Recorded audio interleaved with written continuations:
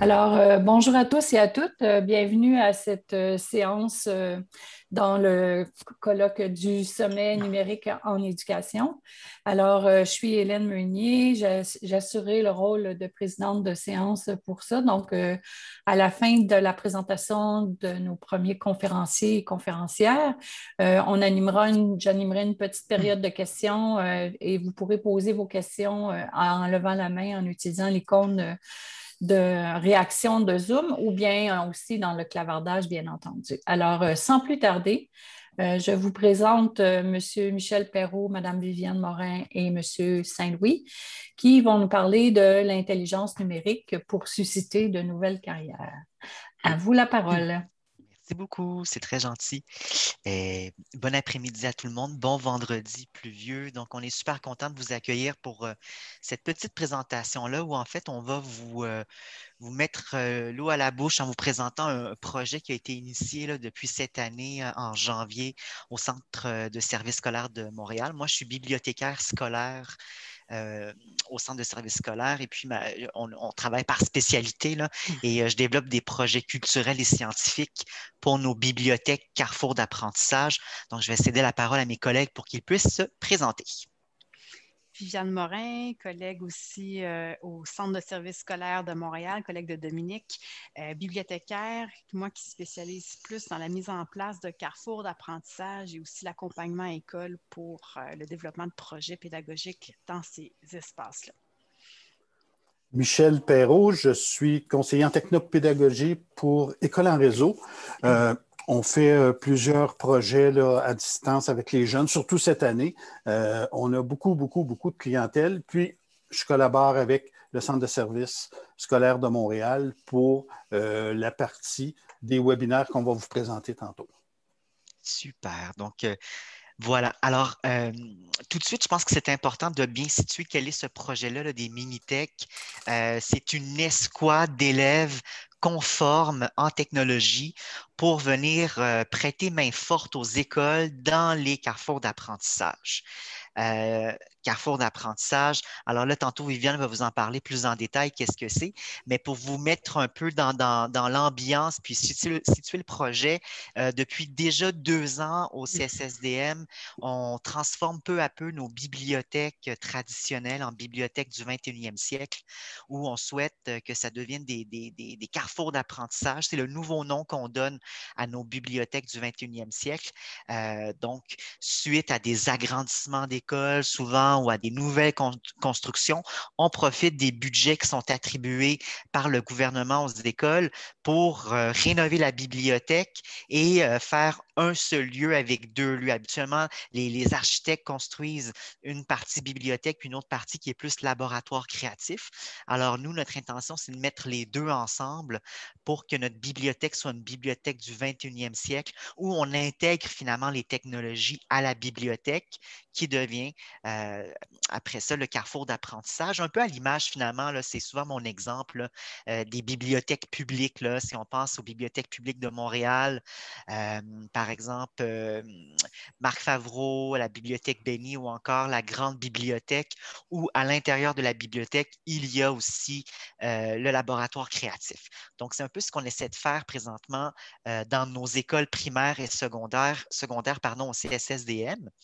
Et là, donc, chez nous, pour former, c'est bien beau d'avoir ces nouveaux lieux-là, ces nouvelles bibliothèques-là high-tech, mais on s'est dit qu'il faut bien former les gens à l'utilisation de ce nouveau paradigme-là de la bibliothèque.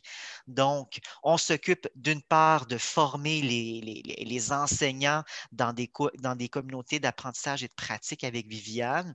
Il y a aussi les CP, les conseillers pédagogiques qui, eux, forment davantage les enseignants aux outils technologiques. Alors, nous, les bibliothécaires, dans le cadre des carrefours, on a décidé de renverser tout ça et puis on s'est dit, ça serait le fun, puis peut-être intelligent aussi, de former les élèves à l'utilisation du carrefour d'apprentissage plutôt que de former les enseignants. On prend le pari de former directement les élèves qui, eux, vont faire du mentorat et ensuite former les adultes autour, les autres amis, les élèves, les pairs à l'intérieur du carrefour d'apprentissage. Donc, c'est pour ça qu'on les a appelés l'escouade Minitech. L'escouade Minitech, c'est quoi? Concrètement, c'est qu'à partir de septembre prochain, on a choisi 5 écoles pilotes qui vont vivre le projet des Minitech qu'on implante. Donc, dans chacune de ces 5 écoles-là, on vise 2 classes du 2e et 3e cycle. Donc, ça peut être en 4e, 5e et 6e année. Et le prof va s'engager avec sa classe à former l'escouade Minitech. Donc, si jamais il y a un pépin technologique au carrefour d'apprentissage, un écran qui est mal branché, le TNI qui ne fonctionne plus, des robots qui ne fonctionnent pas, des problèmes de branchement d'ordinateur, alors là, au sein même de l'école, on a des élèves qui sont spécialisés pour répondre à ces besoins-là, venir aider le prof ou un autre adulte qui a de la difficulté à la bibliothèque avec tout le matériel technologique qui est là. Si on remonte juste, Viviane, à la précédente, en fait, donc évidemment, ce type de projet-là, hein, ça demande des sous. Donc, la genèse de ce projet-là, dans le sens que ça demande des ressources humaines et puis des ressources technologiques. Donc, ce qu'on a fait, on s'est largement inspiré, en fait, d'un projet Minitech que Michel avait déjà fait avec des écoles à travers le Québec, mais pour adapter ce projet-là à la réalité des carrefours d'apprentissage. Donc, c'est avec École en réseau, qui est notre grand partenaire qu'on travaille actuellement avec Michel et d'autres, avec qui, donc, École en réseau, on est allé chercher des sous pour ce projet-là qui est en innovation technologique au sein des communautés scolaires auprès de Scale AI, qui est notre subventionneur, si on veut, là, qui nous donne des sous pour conceptualiser puis mettre ce projet-là en action. Et avec ces sous-là, on est allé engager finalement un organisme à but non lucratif qui s'appelle Grandir sans frontières, qui forme les élèves aux technologies. Donc, nous-mêmes, les bibliothécaires, on est plus spécialisés de la conception puis de la réflexion de la bibliothèque actuelle et future, mais on n'a pas, nous non plus, nécessairement la formation hein, aux outils technologiques. Donc, on se serait mal vu, là, Viviane et moi, de former les élèves à des outils sans nous-mêmes les connaître. Alors, c'est la raison pour laquelle on est allé chercher des technopédagogues spécialisés, dont Michel et puis Maxime Debleu, qui travaille chez Grandir sans frontières, qui va être notre chargé de projet, qui va faire la tournée de toutes les écoles primaires pour aller former directement les élèves. Donc, on peut revenir à la suivante, Viviane. Voici comment se décline le projet en 3 volets. Donc, les 3 volets. Le premier volet, comment on a réfléchi, structuré ce grand projet-là de formation. Premier volet, on s'est dit, bien, les élèves, il faut quand même au départ mettre la table puis un peu les former à qu'est-ce que c'est l'intelligence numérique. Donc, c'est la raison pour laquelle Michel a conceptualisé, imaginé 4 webinaires en direct qui sont offerts sur la plateforme de l'École en réseau. Et on s'est dit, ben, tant qu'à faire, comme ça se passe en pandémie actuellement sur Zoom et compagnie, plutôt que d'en faire profiter seulement les élèves du CSSDM, mais ouvrons-le à tous les centres de services scolaires du Québec pour que un maximum de classes de 2e et 3e cycle puissent en profiter. Michel va vous expliquer le contenu tantôt des 4 webinaires. Deuxième volet, c'est ce que je vous ai déjà un peu présenté tantôt. Hein. Ce sont les 10 classes qui vont être les 10 classes spécialisées de l'escouade Minitech. Et ça, ce projet de formation-là qui est plus in situ, directement en carrefour d'apprentissage, ça va se passer, ça va avoir lieu plutôt dès septembre prochain. Nos classes sont choisies. Ensuite, les profs vont choisir des élèves au sein même de la classe parce qu'on veut que ce soit des escouades paritaires. C'est super important pour nous de susciter l'envie des métiers des sciences et technologies, tant chez les garçons que chez les filles. Donc, ça va se passer directement à partir de septembre. Et finalement, tout ça va se solder, va se terminer par un expo numérique, notre volet 3 en décembre. Donc, un peu à l'image puis à la manière de faire des expos sciences au secondaire, on s'est dit, bien là, nos élèves vont être en carrefour d'apprentissage. Ils vont avoir un spécialiste techno-pédagogue qui va les accompagner et on souhaite que les élèves ils vont apprendre à bisouiller, à travailler avec tous ces outils technologiques-là, les comprendre, les manipuler et après ça, ils vont devoir être des mentors dans leur école pour former les pairs, pour former les autres élèves de l'école. Et on s'est dit, ben, du moment qu'ils vont bien maîtriser ces outils technologiques-là, ça serait le fun qu'avec leur classe, il y ait un réinvestissement, que ça ne soit pas juste une formation pour une formation, mais que ça s'intègre concrètement aux apprentissages puis à la planification des apprentissages de l'enseignant. Donc, avec l'enseignante ou l'enseignant, les Minitech vont créer un projet pédagogique que toute la classe va vivre ensemble. Et très concrètement, c'est tout le temps l'exemple que j'utilise, ça pourrait être par exemple en univers social, on est en train d'étudier les Premières Nations et puis les peuples qui sont plus sédentaires avec les maisons longues. Donc, pourquoi ne pas pousser plus loin cet apprentissage-là, aller en carrefour d'apprentissage et apprendre à faire une modélisation 3D d'une maison longue qui vont ensuite pouvoir imprimer en équipe avec l'imprimante 3D, justement pour devoir réfléchir, faire des recherches à la bibliothèque sur le format, à quoi ressemble l'architecture des maisons longues et compagnie. Donc, on veut que ce soit un projet tout en un et puis tout ça, le résultat de ce projet pédagogique-là va être présenté à l'Expo numérique en décembre et ce sera encore une fois ouvert là, via Zoom, j'imagine, à tous les élèves du Québec, principalement à ceux qui auront participé aux 4 webinaires qui se passent présentement. Les 4 webinaires c'est un projet actuel depuis février. On peut aller à la prochaine page, Viviane. Pour aider nos écoles à devenir des Minitech, on s'est dit qu'on avait envie de créer des numérikits. Donc, les budgets, souvent, ils sont décentralisés dans les écoles. C'est les écoles qui choisissent qu'est-ce qu'ils vont acheter comme matériel technologique. Puis, les gens, ça peut être compliqué hein, pour des directions d'école, des enseignants qui ne sont pas du tout techno, par exemple, de prendre en charge ces budgets-là dans leur carrefour d'apprentissage. Et au moment de faire des achats, bien, ils ne savent pas trop quoi acheter. Donc, pour les aider, on a décidé de faire des espèces de paniers d'achat modèles qui pourraient donner un axe, une orientation au carrefour d'apprentissage au fur et à mesure que l'argent arrive dans les écoles pour bien s'équiper, plutôt que d'acheter du matériel disparate hein, qui ne puisse pas nécessairement bien fonctionner les uns avec les autres. Donc, notre premier kit, c'est le kit multimédia. Donc, si ça peut vous inspirer dans vos milieux, vous pourrez utiliser ces kits-là. Donc, c'est vraiment pour faire de la vidéo, des podcasts et compagnie. Deuxième kit, c'est l'imprimante 3D, comme je le disais, pour faire de la modélisation. Et finalement, le troisième kit, c'est le kit robotique, en fait. Et ça, la robotique, je vous dirais que c'est, en tout cas, chez nous au CSTSDM, c'est là où les profs sont le plus confortables parce qu'il commence à y en avoir de plus en plus de robotique. Donc voilà, je cède la parole maintenant à Michel. Bonjour. Le besoin des Minitech ça date d'une douzaine d'années, alors que j'étais conseiller pédagogique. On commençait la visioconférence dans le cadre d'écoles en réseau. Et puis, on avait souvent des enseignantes où le micro ne fonctionnait pas, la caméra fonctionnait mal, question de calibrage, tout ça. Puis, de là est venue l'idée de commencer des brigades de Minitech, mais pour la visioconférence, entre autres, mais pour d'autres types de soutien dans l'école. On n'interfère pas avec les techniciens.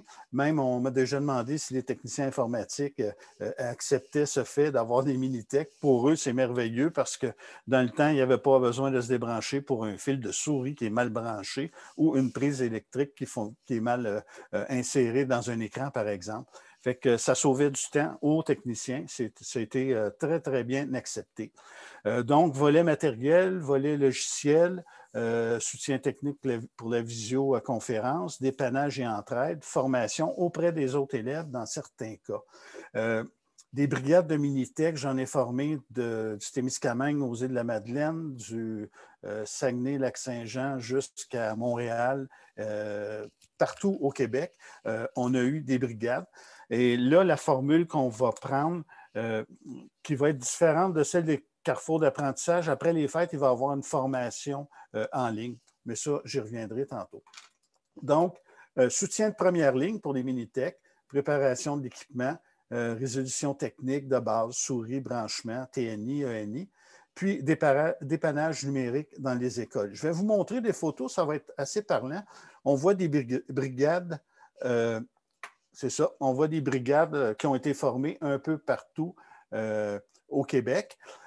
Au centre, on voit un jeune des Îles-de-la-Madeleine qui teste une visioconférence avec un jeune des Laurentides, okay, avec la plateforme d'école en réseau. En haut à droite, on voit des jeunes qui s'occupent du matériel de robotique qui vient d'entrer dans l'école, sont en train de déballer tous les sachets et puis ils font le classement de ça. Puis ils ont une petite formation sur les bases. Dans ce cas-là, c'était le robot EV3. Et puis en bas, on a des kits numériques que des jeunes s'occupent. Ils vont s'occuper des tablettes, des Chromebooks, toute la recharge, tout ça. C'est eux autres qui s'occupent là, du numérique dans l'école. Ensuite de ça, suite à la collaboration avec le Centre de services scolaires de Montréal, une nouvelle formule a vu le jour. Dominique en a parlé. On a démarré avec 4 webinaires. C'est un prérequis pour devenir Minitech. Okay? Les 4 webinaires, dont le 3e s'est terminé hier, le dernier va être entamé la semaine prochaine. Du métier à tisser au téléphone intelligent, on a parlé des pionniers du numérique. Puis c'est interactif dans nos webinaires. Les jeunes, on leur pose des questions, ils répondent dans le clavardage, dans le Padlet, dans certains cas. Le 2e webinaire traitait des données, les 0 et les 1, comment c'est formé, les mots, tout ça. On leur donne un exemple d'un poème de Jean de La Fontaine qui doivent décrypter pour avoir l'auteur et le titre du poème, entre autres, mais il y a plein de petites activités où ils doivent intervenir pour bien connaître les données. Composante, le 3e webinaire, composante des appareils numériques et miniaturisation, bien là, on leur montre vraiment c'est quoi une carte mère, les microprocesseurs, tout ça, téléphone intelligent, tous les produits, les éléments chimiques dans un téléphone intelligent, c'est vraiment impressionnant pour qu'ils puissent tenir compte de l'environnement. Et puis, le dernier webinaire qui commence la semaine prochaine, devenir maître de l'information numérique. On va parler des GAFAM, de la netiquette, comment vraiment traiter l'information adéquatement, si vous voulez. Donc, les webinaires vont être repris. Vous prendrez mon courriel si ça vous intéresse, là, ou vous vous inscrivez à École en réseau. Il y a une infolette où vous pouvez avoir toute l'information. Les 4 webinaires vont être repris à l'automne.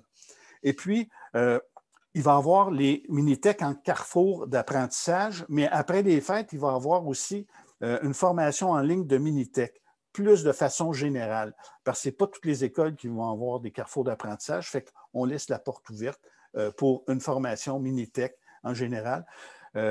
Cette formation-là en ligne, habituellement, je me déplaçais pour aller former les jeunes, mais c'est sûr, là, je vais tout adapter, là, puis les jeunes doivent se faire un plan de leur école, les routeurs qu'il y a dans l'école, tout ça. Puis, on vise beaucoup, beaucoup la formation des filles. C'était un de nos mandats avec Scale pour avoir le budget des carrefours d'apprentissage, de la diversité et avoir plus de filles dans le numérique. Puis, vous voyez, pour terminer, vous avez une photo d'un des webinaires qu'on a fait. Là. On a eu au-dessus de 400 classes, je crois, 9000 élèves. C'était fort populaire. Fait que c'est ça pour les Minitech.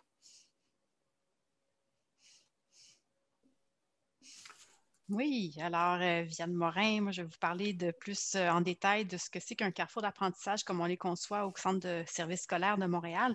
Donc, ce n'est pas quelque chose qu'on a inventé, hein, ça existe un peu partout dans le monde, aux États-Unis, ailleurs au Canada. En anglais, c'est des Learning Commons. Puis, en 2018, oui, dans le plan d'action numérique, le ministère parle de la transition de la bibliothèque dite traditionnelle vers le carrefour d'apprentissage. Donc, il encourage cette transition-là pour en faire un espace plus 21e siècle. Comment on le conçoit, nous, au Centre de services scolaires de Montréal?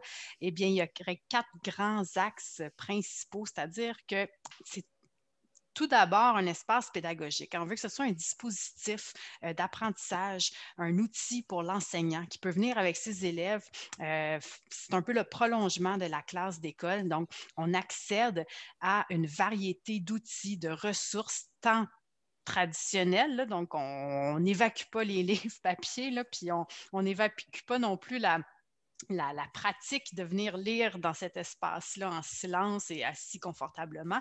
Seulement, on ajoute des couches, là. Donc, on accède à des ressources numériques, mais aussi à des outils comme on peut retrouver dans les laboratoires créatifs, parce que souvent, on n'a pas d'espace dans l'école pour ajouter un laboratoire créatif. Fait que nous, on s'est dit, mais pourquoi pas l'insérer dans la bibliothèque? Parce que Carrefour d'apprentissage, ça se veut un lieu collaboratif, de travail d'équipe, où l'apprenant est maître de ses apprentissages, vit des projets pédagogiques, de la pédagogie active, donc l'apprentissage par projet, à coup d'essais-erreurs, où la posture de l'enseignant est amenée à changer aussi, c'est-à-dire qu'on se retrouve tous des apprenants, donc on est devant des bidules qu'on ne connaît pas, mais on y va, on se lance, on prend un risque, on essaie de faire fonctionner, on essaie de créer des choses avec ça. Et donc, on apprend à développer ses habiletés technologiques. On apprend, là, quand on parle des dimensions de la compétence numérique, là, les 12 dimensions du cadre de compétences numériques que vous connaissez peut-être, là, sinon vous pourrez aller le retrouver sur le site du gouvernement. Mais donc, quand on parle d'agir en citoyen éthique, développer la culture informationnelle, produire du contenu avec le numérique, bref, le Carrefour d'apprentissage permet de développer ces 12 dimensions-là. Et donc, c'est un axe, j'avais dit, pédagogique, collaboratif et culturel. Donc, ça demeure un lieu d'enrichissement culturel. On accède à des ressources. Il peut y avoir de l'exposition, de création, qu'elle soit technologique ou traditionnelle, peinture, gouache, etc. Souvent, ce qu'on va intégrer, c'est la collection de robots. C'est-à-dire que, ils sont un peu partout dans l'école, mais là, on se dit, pourquoi pas les regrouper dans le Carrefour, on les range, on peut même les informatiser dans le système Regard comme un livre avec un code barre, les prêter. Donc, ça permet un certain contrôle aussi de ces collections-là, pouvoir acheter en complémentarité et non pas acheter en double, en triple, en quadruple. On intègre souvent aussi du matériel de science pour couper, assembler, découper, je ne me rappelle plus c'est quoi l'autre, excusez. Sinon, quand il n'y a pas de local d'art plastique, des fois, on va aussi aller en Carrefour pour vivre des projets en art plastique quand c'est le titulaire qui doit enseigner les arts plastiques. Donc, vous pouvez voir un exemple, là, à l'école Saint-Donat, à notre centre de service. Donc, ça, c'est le fun parce qu'il y a comme 2 locaux, donc c'est très grand. Donc, à gauche, on a la portion plus rayonnage à livres, espace d'animation, donc avec un TNI, donc puis le rayonnage est sur roulette, donc on peut le tasser pour asseoir 1-2 groupes. Et de l'autre côté, vous voyez, ça ressemble à un local d'art plastique, un lavabo, du rangement, des tables, des babillards pour afficher. Et là, on va aller faire nos projets plus de création. On peut se salir parce qu'il y a un lavabo. Et aussi, il y a une petite porte à gauche, là, si on revient dans la portion plus bibliothèque, où on range les robots. Donc, il y a du branchement prévu en grande quantité parce que il faut souvent les brancher avec des ports USB. Donc, plein de prises avec des multiprises pour brancher tout cet équipement électronique-là.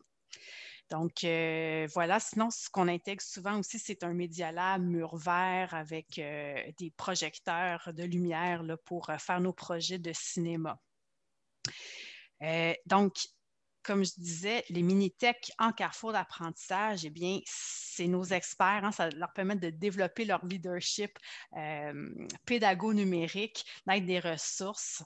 Michel pourra en témoigner, mais je pense que ça leur procure un grand sentiment de fierté là, au sein de l'école. C'est eux qui sont interpellés à toujours venir aider pour tous les pépins techniques, etc. On encourage les filles à participer à ça, comme le disait Michel, absolument. Et c'est c'est eux qui deviennent un peu porteurs aussi du développement de la compétence numérique.